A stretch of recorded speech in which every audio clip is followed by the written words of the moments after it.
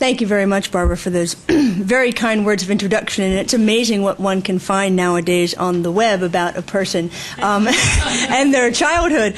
But it is very much true. And in fact, I have always loved history from as long as I can remember. And listening to Barbara describe the incredible things that PSU Friends of History do for the university and for the broader Portland community is simply remarkable. And I think it's for me, it's simply an honor to have been asked to come here this evening to deliver this lecture and to have the opportunity to participate in what is clearly has been the long durée of a very important group of people working to bring history not just to students here at the university, but to the broader community. And I think that's something that's very important and in many ways something that I believe in quite deeply as an Africanist.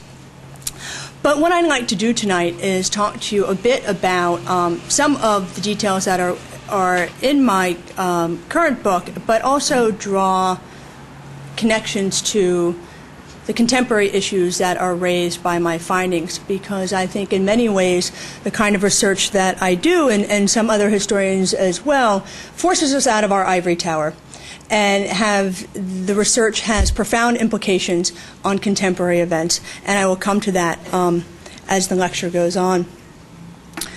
But I'd like to start with a little bit of a story. On an unusually cool Nairobi fall evening in 1963, a young British colonial officer, who I shall call John because he would prefer to remain anonymous, John was busy gathering piles of documents from the Ministry of Internal Security and Defense.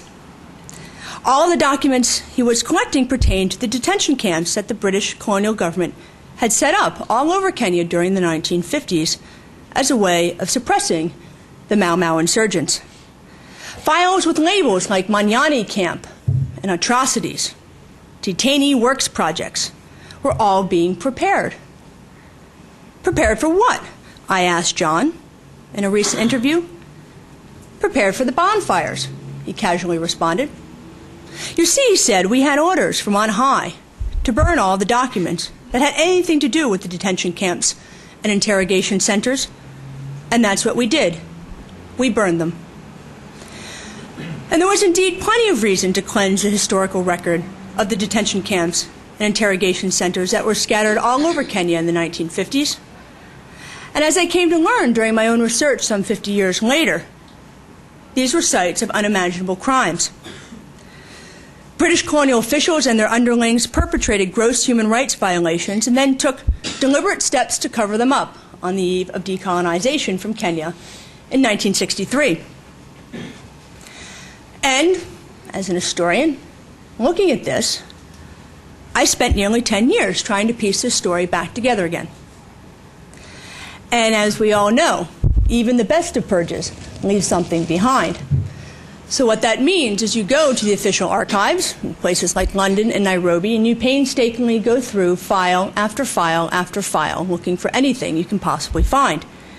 Then you go through private archives and missionary archives, newspapers and photographs, and you conduct interviews. I conducted interviews with former British colonial officers, settlers, missionaries, and hundreds of survivors, men and women, who survived the detention camps of late colonial Kenya. Now, I came to find out several things in the course of my work, one of which was that my premise to begin with was completely wrong. I started out thinking I was going to write a book about the success of British liberal reform in the detention camps of Kenya.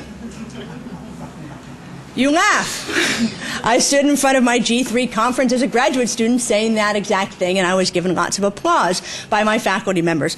Well, in part, the files are seductive, because not only were they purged, but what was left behind was a very seductive story about something called rehabilitation, or hearts and minds. Well, I came to find out that these camps weren't about hearts and minds at all, but that, in fact, they formed something collectively which I have called Britain's Gulag.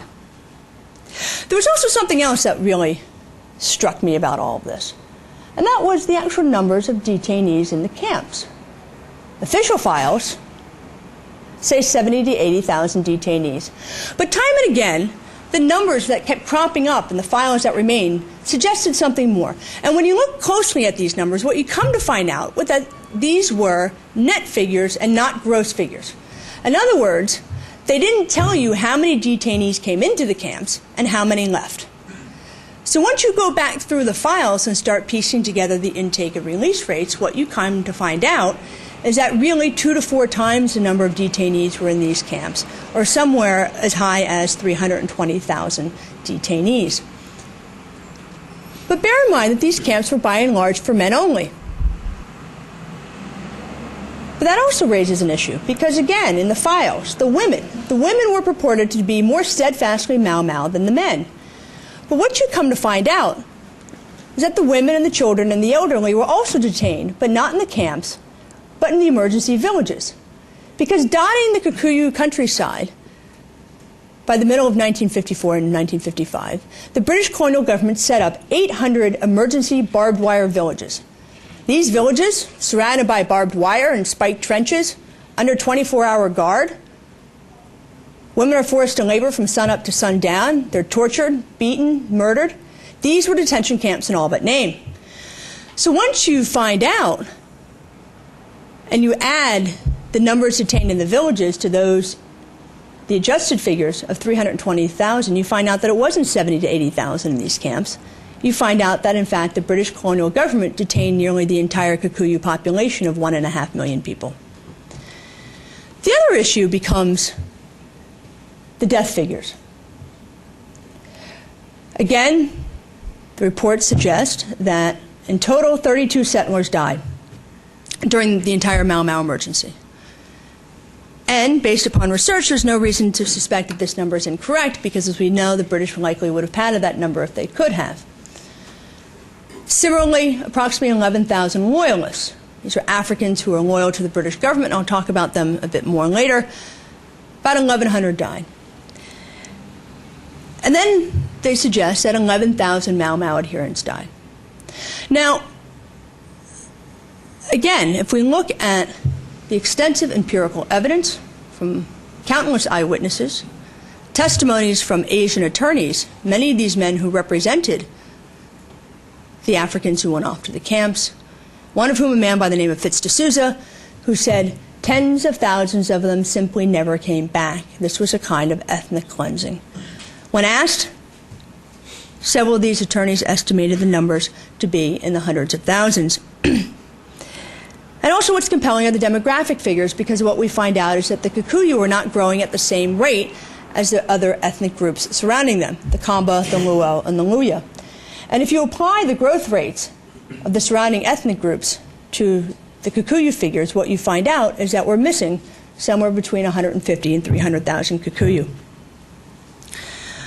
Now, to give you a sense of the nature of the war crimes that took place in Kenya during the 1950s, I'd like to introduce you to a few of the other people who I interviewed during the course of my research.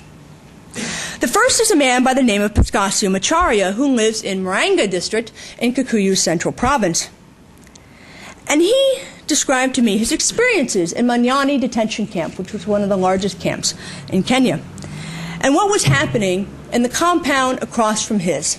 And he could see this compound because they're separated simply by barbed wire. And it was something that he described in his words as completely unimaginable.